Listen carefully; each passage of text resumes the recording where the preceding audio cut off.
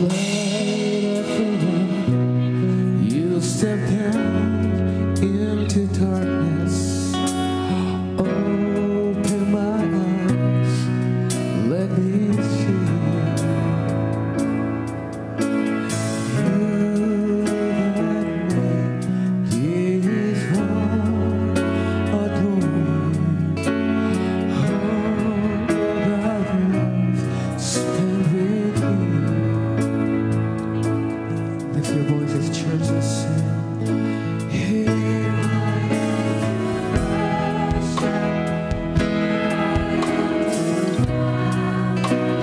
everybody in the house, sing.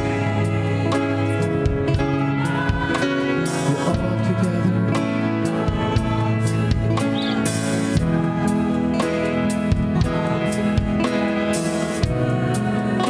All together, wonderful.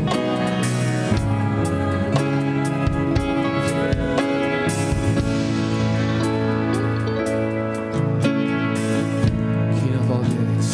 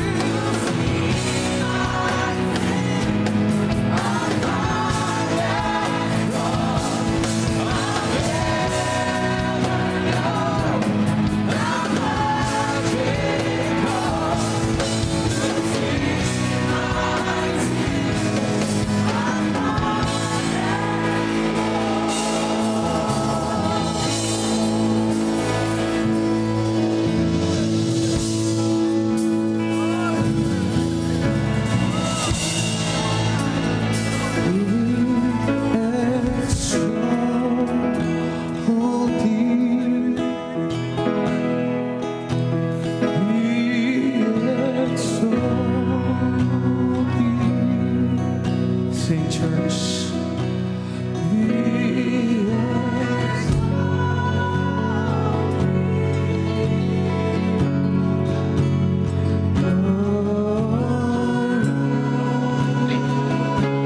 All the church sing, we exalt Him.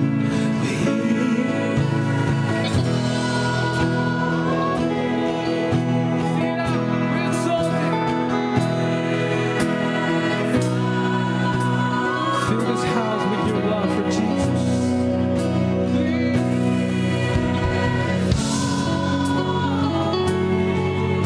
Yes, Lord.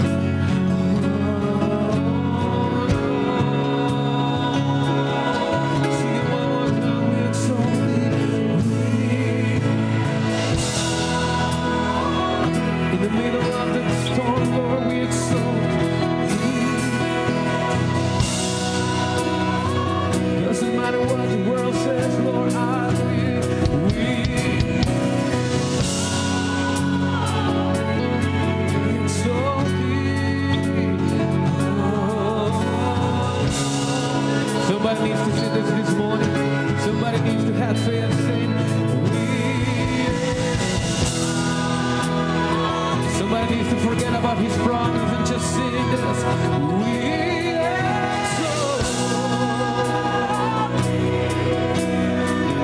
exalt the Lord.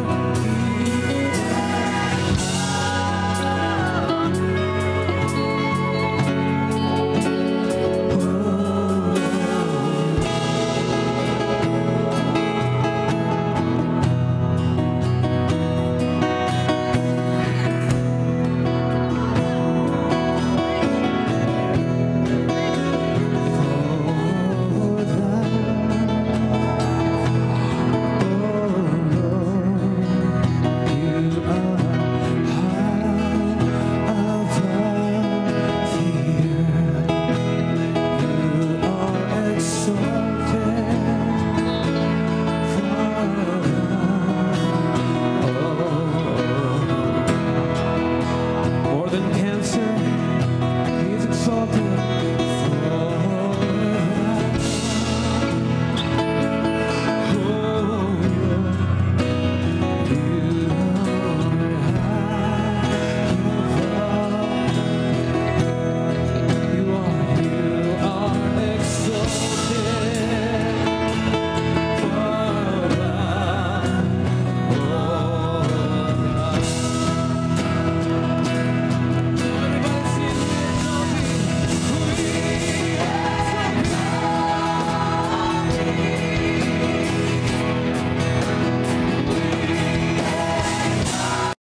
Of the Lord, He is my refuge and my fortress.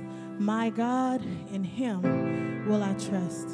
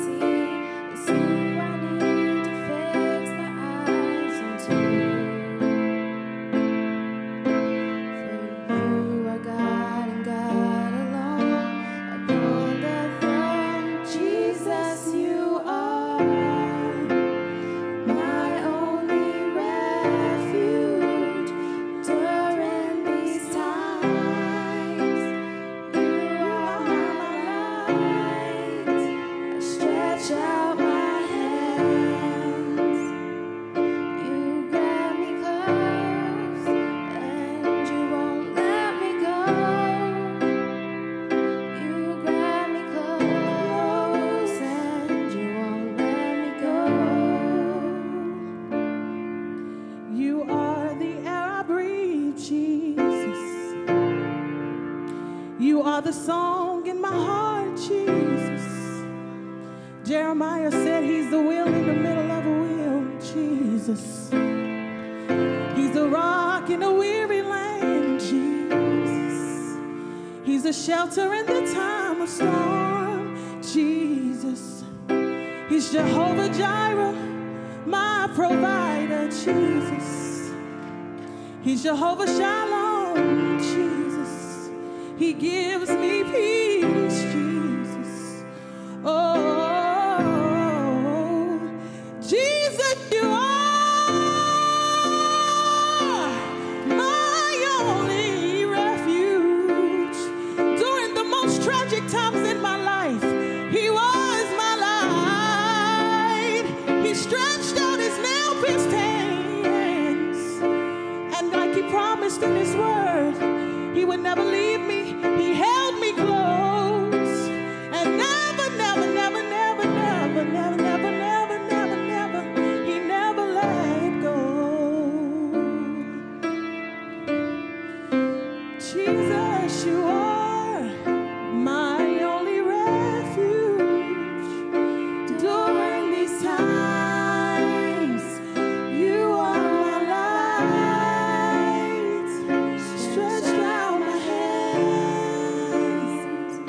You grab me close, and you won't let me go. You grab me close, and you won't let me go.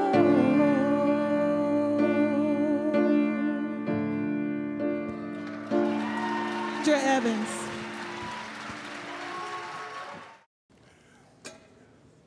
Thank you, gentlemen. Now if you get me the other book.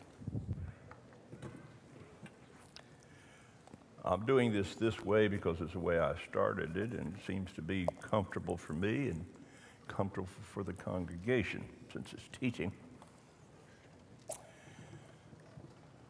We're teaching a series, and the message is how to become whole. Because the truth of it is that we all have a hole in our heart.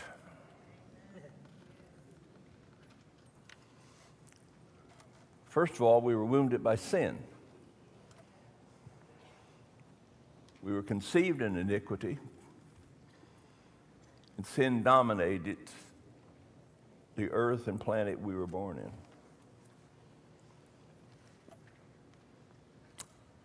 But added to that, no one in this place had perfect parents. You might thought they were, but they weren't.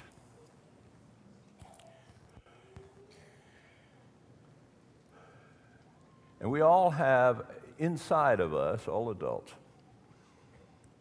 have an inner child of the past. Who is this? The little boy or the little girl that you grew up with? Salvation is a healing of the spirit, but there needs to be a healing of the soul. And the wounds in the soul were caused to that little boy or that little girl. And sometimes in your life you'll react in a certain way, and you don't even know why you acted that way. And you're doing it because the little boy or the little girl inside of you is acting that way. I want to ask you a question. Which one of your parents are you most like? Let you think of it a moment. Which one do you most emulate? I mean, you have certain gestures, you have certain actions, you have certain reactions in your life. And it's more like one parent than the other. I'm going to tell you something very strange, but it's true. It's been proven.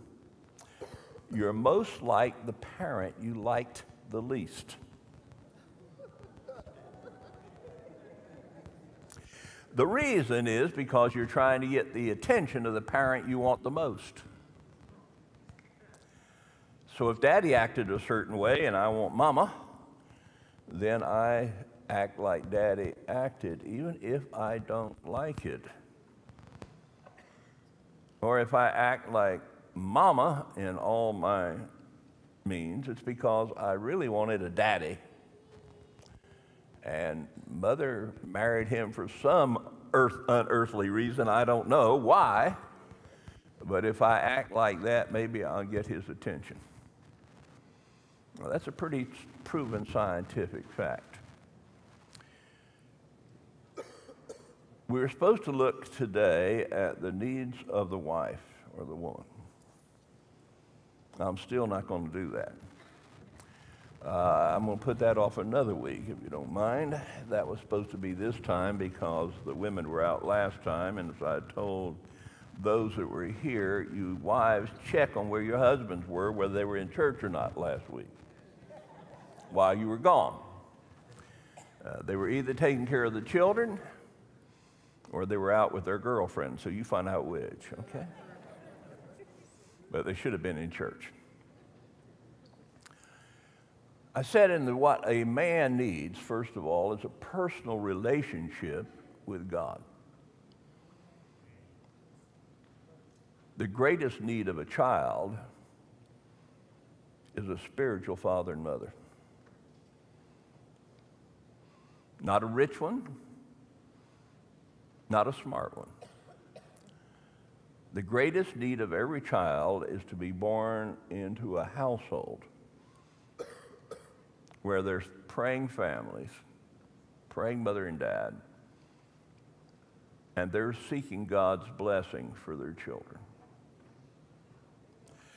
Now we're going to open our Bible again to the book of Genesis. And the first thing we're going to find out that the conception of every child is a gift from God. Book of Genesis chapter 4. Now Adam knew Eve, his wife, and she conceived and bore Cain and said, I have acquired a man from the Lord. Eve knew that the child she had was not the product of Adam, but was a gift from God. Why? Because only life can reproduce life. You might want to take a note of that. That's not only a biblical, but a scientific fact. Go out into the field and find a rock, a big one, and let me know when that rock conceives a pebble or a stone. That which is inanimate cannot produce life. Yet science now has come up with a Big Bang theory in which there was an explosion, they don't know where it came from, that threw all of the planets out into orbit, and they're all dead rock or burning fire, except one. This one called Earth. But Earth was still what? A big rock circling the sun. And mysteriously, somehow, on this planet born out of fire, which fire destroys life, by the way, life came to be and started reproducing. Life came from an inanimate object. No, life produces life. Stones can't reproduce. And so Eve knew, I have gotten a child from the only source life can come from. I have gotten a child, a man-child, from the Lord. Now, in the 25th verse of Genesis 4, she's had two sons, Cain and Abel. Cain killed Abel. And Adam knew his wife again, And she bore a son and named him Seth. For God appointed another seed for me instead of Abel, whom Cain killed. And as for Seth, to him also a son was born. And he named him Enosh. But watch the next word. I'm going to give you something very strange to look at in the Bible. Then men began to call upon the name of the Lord.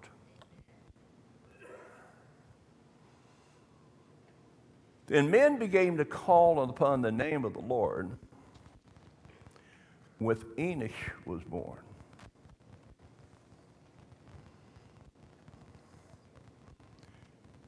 Enosh, Seth, Adam.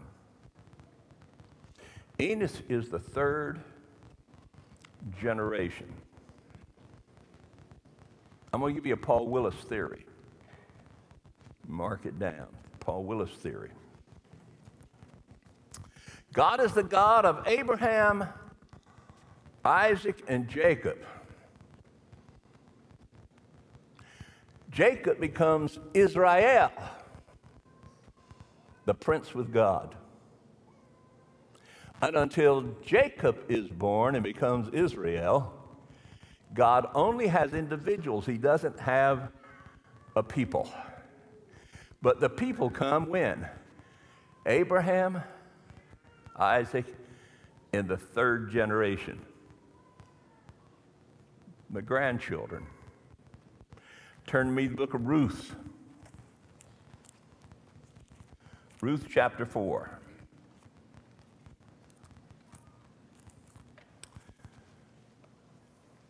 Verse 13.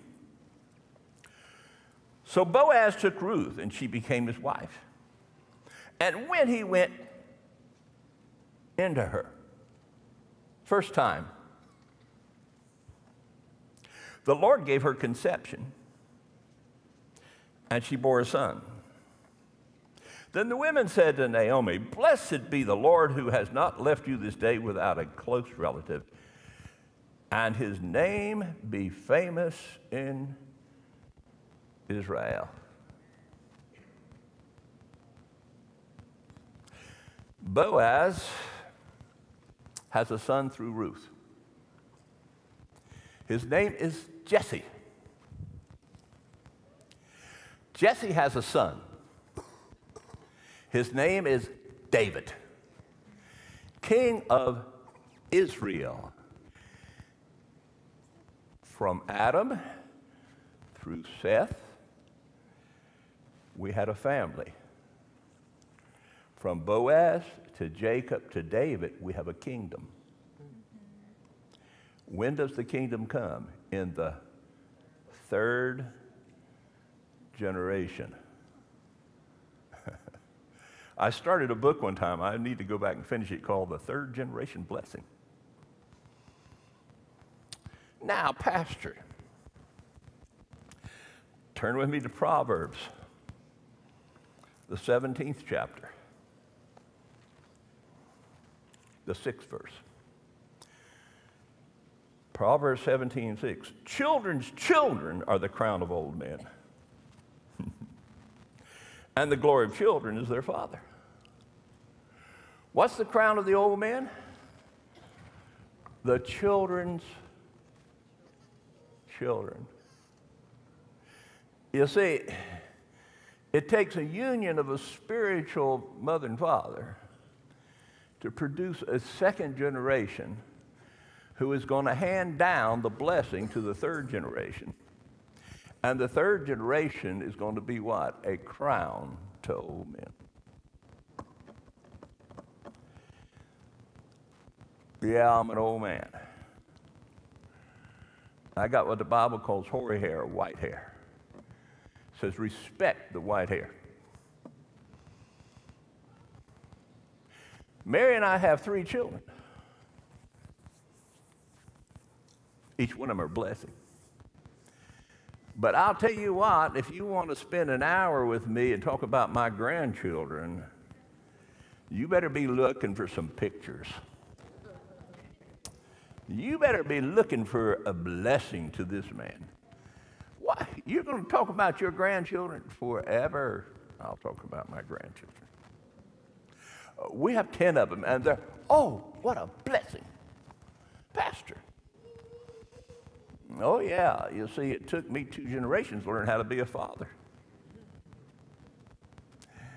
Unfortunately, it's not a course you can take in college or listen to this preacher. The way you learn to be a parent is on-the-job training. And by the time you get grandchildren, you may have learned some things.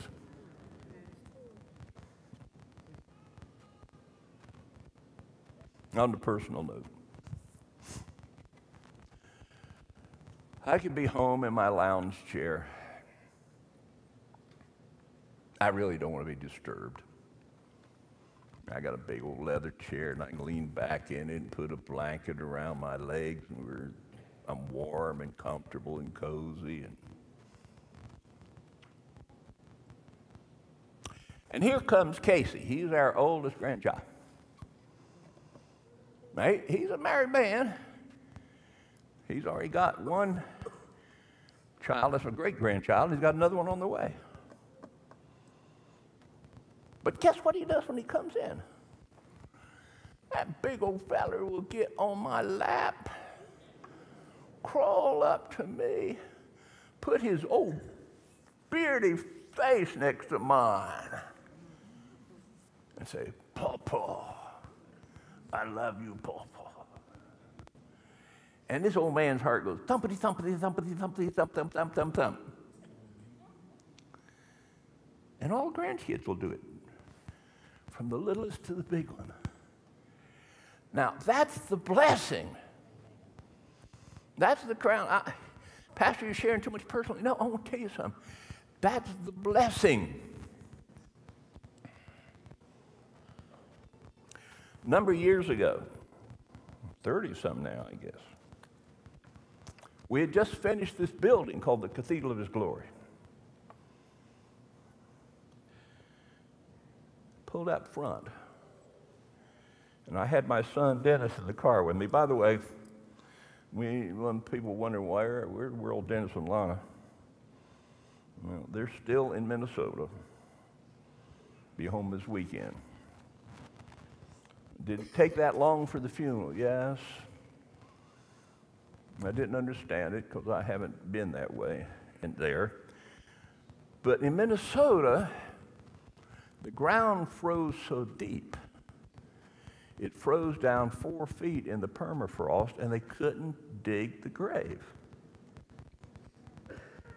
They put a backhoe, they disturbed the rest of them. So what they had to do was put a tent over the gravesite and then put a gas heater in there and thaw out the ground for 4 foot deep before they could bury the lady. So that's why it took a week to get to the funeral. But anyway, we pulled up front here, and I looked over at Dennis, and I said, Dennis, you see that building? He looked at the cathedral. He said, sure, Dad. He said, I know the pain and the work and the energy you've put forth to put it there. I said, yeah, and I'm proud of it. But I'll tell you this, son, I'd give up every bit of it for you. Some of you looking at me. I'd learned something. He was more important than any stone or any career. The important thing in your life should be your children and your children's children. They should come number one. I hadn't mentioned all this, but I'm going to talk about it anyway. That boy came to me and he said, Dad, now he'd been in trouble. He got into booze, he got into drugs. He said, Dad, you always said I'm going to be like whoever I hang around with. I said, yes, that's true. Pick your friends very closely. He said, I want to be like you. I want to hang around with you. Will you hire me? I said, uh-huh.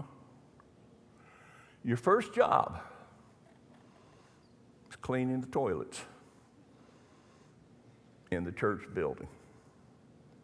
Do you know that I had elders in this church and even board members that got mad and left and said, "You hired that long-haired hippie boy in here to work in our church?" And my answer was, "Yes, he's worth more than you are." You know, they left the church, yeah. But today, Dennis is the executive pastor of this church and has preached the gospel all over the world. You see, my priority was right. I had finally learned your children are your priority. And the first thing that child needs is a spiritual mom and dad. The second thing a child needs is to be educated both intellectually and spiritually by their father. Whoa, Pastor. American society has advocated its role to the state and to the church. Do you know that all state schools are the product of religious education? Pastor, the public school? Yes. The first public school was in London, England, started by Robert Raikes, who started public free education for one purpose: to train the waifs, he called them, the working children of London, to read English so that they could read the Bible and get saved. And the textbook of the first public education in America was the Bible. Whoa, Pastor. Do you know the major American universities, Harvard, Yale, Duke, were all built for the training of the minister of the gospel of Jesus Christ? Now, they've all lost their roots. But the basic education is not for the school system. They're not going to train your children into morality and ethics and a walk with God. Your basic responsibility is with Dad. Man, some of you kind of... Proverbs, the 4th chapter, verse 1. Hear, my children, the instruction of a father. This is Solomon writing to David, or writing to the church. And give attention to no understanding. Solomon been trained. For I give you good doctrine. Do not forsake my law. When I was my father's son, tender and the only one in the sight of my mother, he taught me. And he said to me, let your heart retain my words, keep my commandments, and live. Get wisdom, get understanding. Do not forget or turn away from the words of my mouth. Do not forsake her, and she will preserve you. Love her, she'll keep you. Wisdom is a precious thing. Therefore, get wisdom. In all you're getting, get understanding. Exalt her, and she'll promote you. She'll bring you honor when you embrace her. She will place on your head an ornament of grace. A crown of glory she'll deliver you. Hear, my son. See, it's the words of a father to a son. Receive my sayings, and the years of your life will be many. I've taught you in a way of wisdom. I've led you in the right path. When you walk, your steps will not be hindered. When you run, you will not stumble. Take firm hold on instruction. Do not let go. Keep her, for she will be your life. Do not enter the path of the wicked. Do not walk in the way of evil. Avoid it. Do not travel on it. Turn away from it and pass on. For they do not sleep unless they have done evil, and their sleep is taken away unless they make someone fall. For they eat the bread of wickedness and drink the wine of violence. But the path of the just is like a shining sun. It shines even brighter into the perfect day. The way of the wicked is like darkness. They do not know. It makes them stumble. My son, give attention to my words. Incline your ear to my sayings. Do not let them depart from your eyes. Keep them in the midst of your heart. For they are life to those who find him and health to their flesh. Keep your heart with all diligence, for out of it spring the issues of life. One of the major problems in America today is absentee fathers.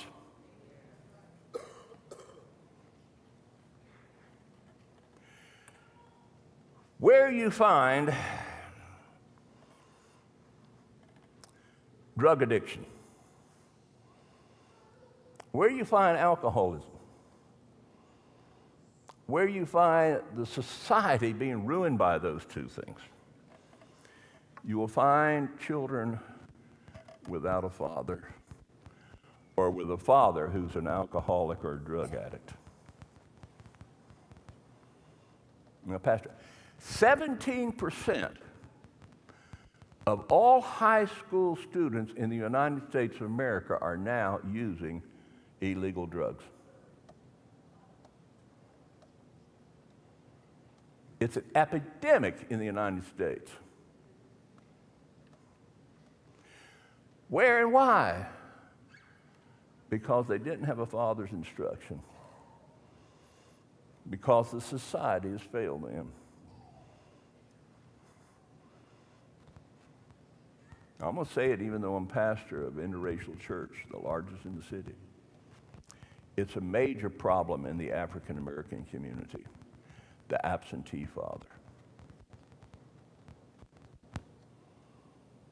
You make a commitment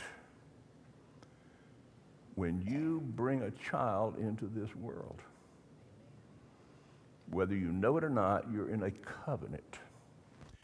And that covenant means that you're to train and lead that child. Now, William Harley, his needs, her needs, has been our textbooks along the Bible. He says it requires a minimum of 15 hours family time per week for a father to influence his children. It's hard for me to stand here and say this because I failed in that. I'm a pastor now. I was building a career. I was in college and seminary and pastoring a church when our children were young. And Mary used to say to me, honey, you don't spend enough time with the kids. You're not training the kids. You're not doing it. And she took it over and did a good job for me, but I failed in that. 15 hours a week minimum. What do you mean? How? Well, Harley gives us some ways to do it. He said you need to have meals together as a family. That's not grabbing a TV snack or one kid running out of one door and one out of the other on their way someplace, or dad or mom. That's sitting down the table together and eating together and discussing things together. The lowest divorce rate in America is among two religious groups. Number one is the Jewish society. Pastor. Because it's a tradition in a Jewish family that they sit down and they go over their history. This is why we do this during the meals. And surprisingly enough, the next group is the Mormons, the Latter-day Saints. They're taught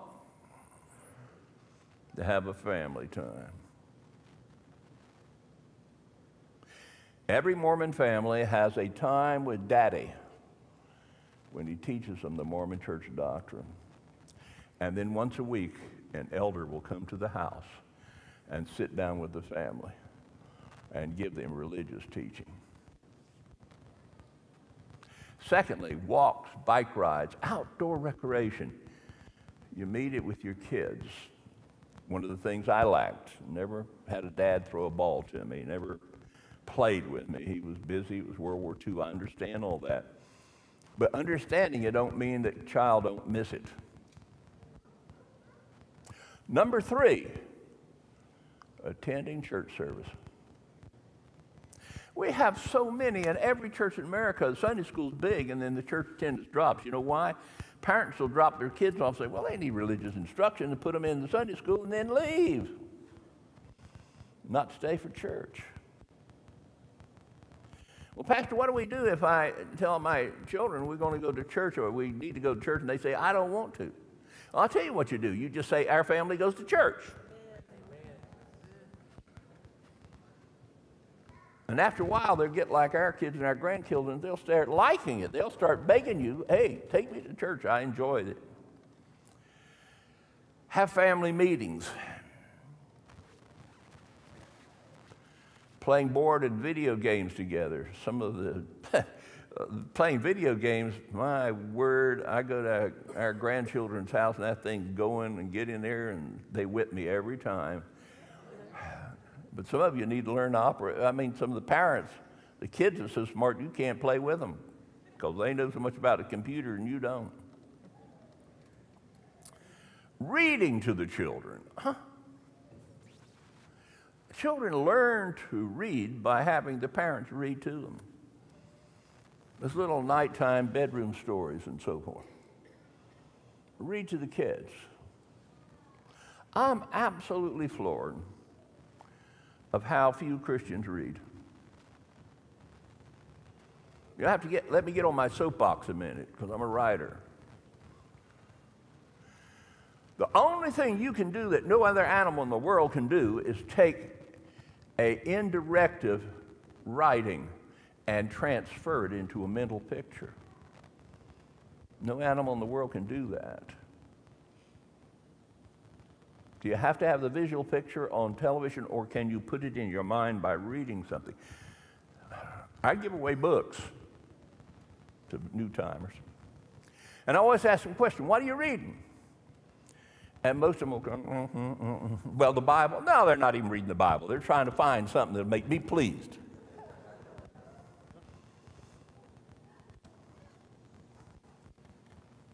Tell you what does hurt, though. I'll give away one of my books, and 2 days later, I'll find it on the internet being sold on Amazon as a used book, and I gave it to them free, and they're selling it for more than I got for it. You can't fool this old man. I see it. I gave it away this week, and 2 days later, it pops up there for sale. But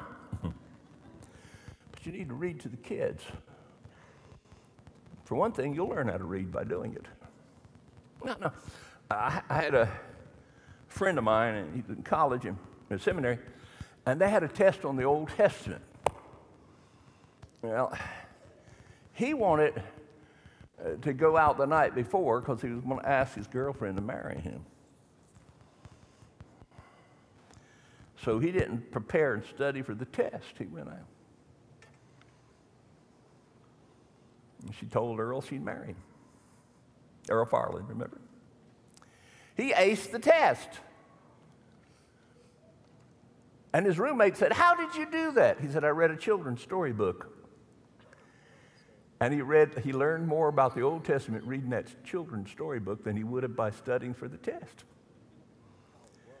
Read some things to your kids. Okay, I'm on that enough.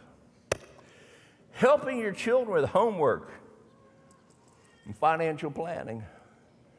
Don't depend on somebody else. Dad, you do it. You know why most fathers do it? Because they couldn't pass the test and they don't understand it. Well, you get back in school, you'll learn.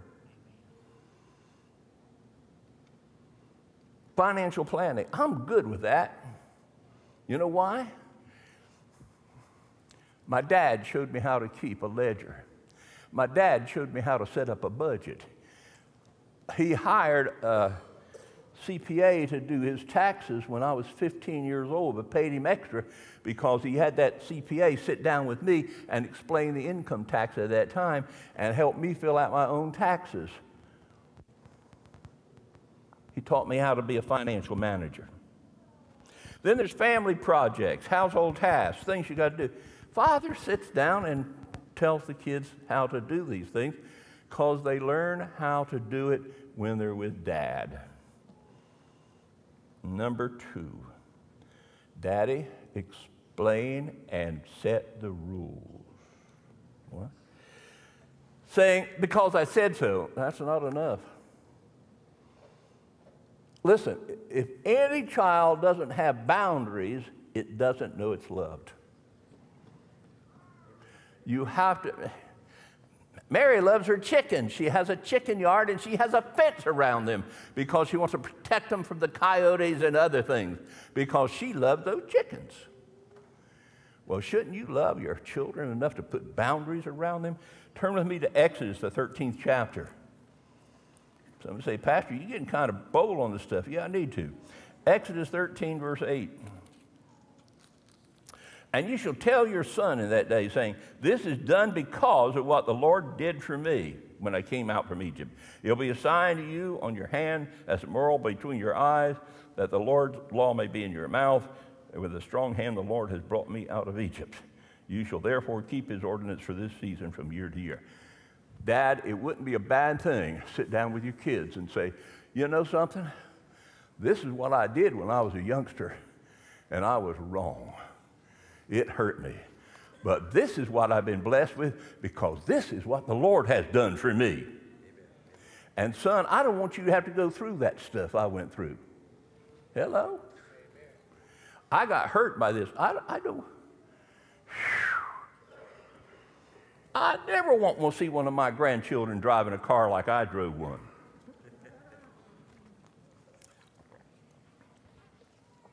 Only reason I'm here today must have been God's grace. Oh, yeah. Even as a young man, I remember driving that Sunbeam Rapier. What's that? It was a sports car, a little aluminum one. And man, I hit the Beaufort Bridge in rain, and I was flying. And all of a sudden, there were two trucks right there. And there was no place to go. I had to slam on the brakes. And how that car made a 90 degree and 180 degree and turned around, I was headed back in town, and those two trucks were behind me and outrun them. I have no way to know except an angel went down and said, you got to do it. Somebody must have been praying. Mary's mother probably. She prayed a lot for me when I was dating Mary. Oh, yeah. But son, I want to tell you, this will lead you to problems. That's what the God has done. Then apply correction. Some of you not going to like this, but turn to Proverbs, the 19th chapter. Proverbs verse 19, verse 18.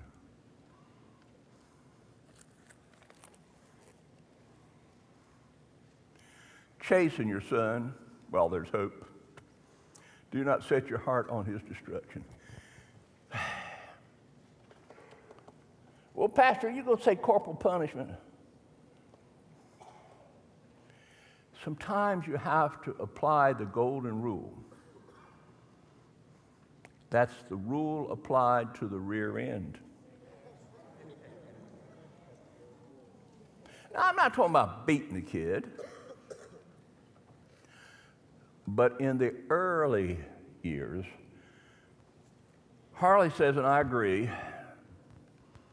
corporal punishment no later than age 7. But a pat on the rear end never hurt anyone. Now, I don't mean, I've seen it. Makes me mad. I go to some place like Walmart and some woman or man will grab a kid because it's cutting up and slap it or beat on it. No. That's not corporal correction. Corporal correction is explaining why and then putting the rod of education in the proper place. Mm-hmm. Non-corporal punishment between the age of 8 and 12. What's that mean? Take away their privileges. You keep doing this,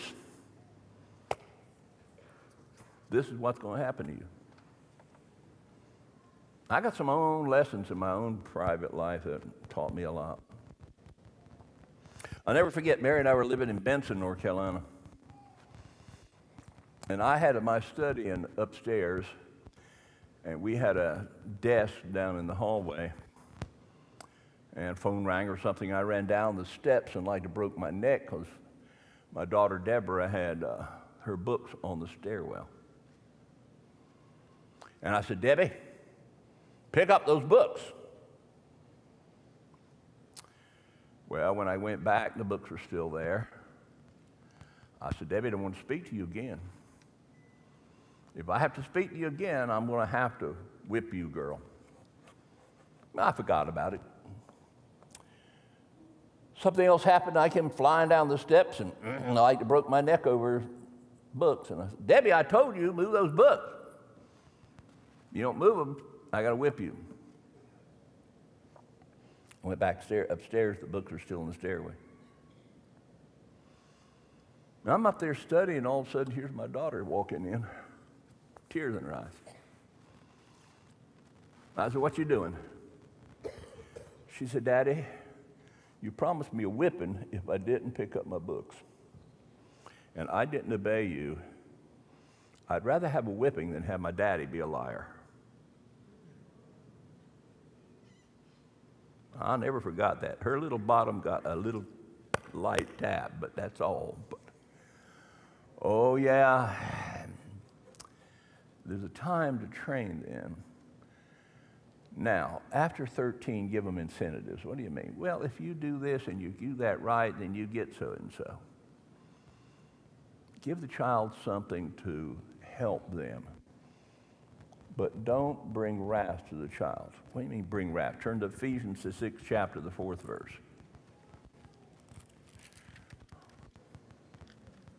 Ephesians 6:4.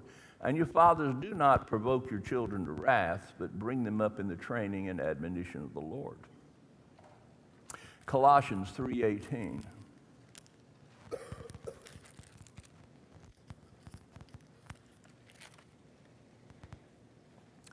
Wives, submit to your own husband as fitting the Lord. Husband, love your wife and do not bitter be toward them. Children, obey your parents in all things. This is well-pleasing the Lord. Fathers, do not provoke your children, lest they become discouraged. This is overly doing it. I remember two incidents very well in my life. One, I don't know how old I was, but it's a little like, and mother made a mistake. She used to say, you wait till your daddy gets home. Ladies, don't do that.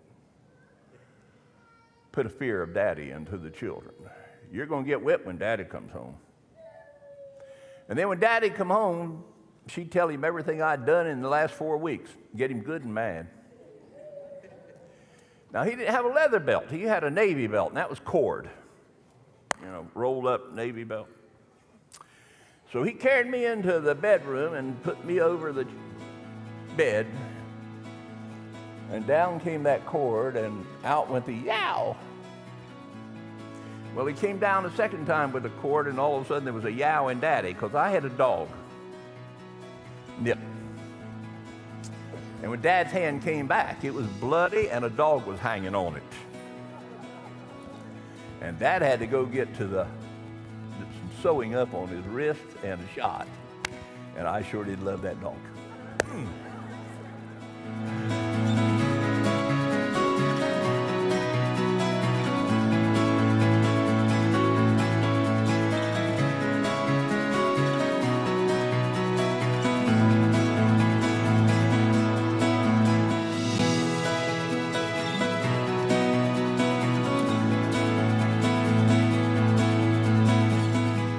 Ask yourself, what am I here for? What is my purpose in life?